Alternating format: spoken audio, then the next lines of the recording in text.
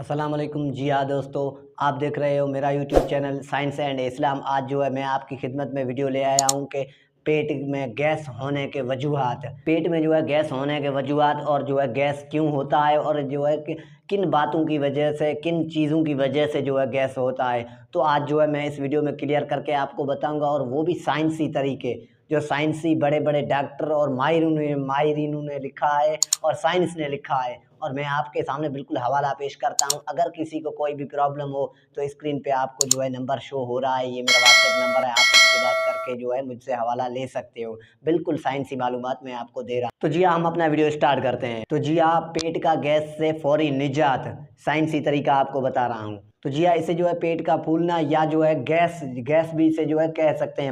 मैदे का जो गैस होता है तो इसे उसे जो है मैदे का गैस भी कहा जाता है। तो जी हाँ, पेट का गैस होने के वजूहात अभी आप सुन लो जो साइंस ने लिखे हैं। तो जी हाँ देखो, साइंस ने लिखा है कि खाना, तो जी हाँ देखो, साइंस ने लिखा है खाना तेज खाने से जो है पेट में गैस पैदा होता है। हम जो है खाना तेजी से खाते हैं, तो खाना जो है आराम से, बिल्कुल आपको जो है आराम से इत्मीनान के साथ खाना चाहिए।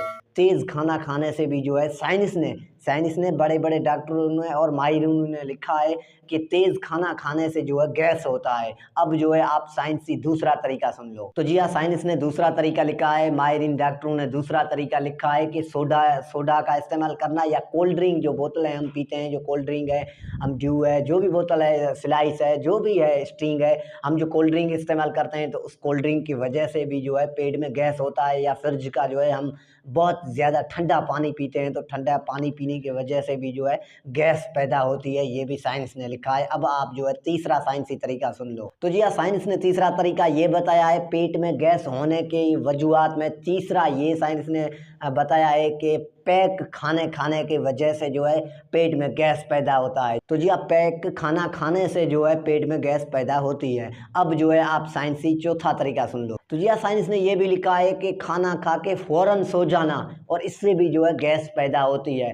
तो आप कोशिश करें खाना खाने के बाद 10 मिनट, 20 मिनट, आधा घंटा, आप जितना भी चाहे, या तो उधर ही आप घूम फिर लो, कुछ चक्कर लगा लो, या तो आप जो है वर्जिश कर लो, उसके बाद जो है आप सोया करो।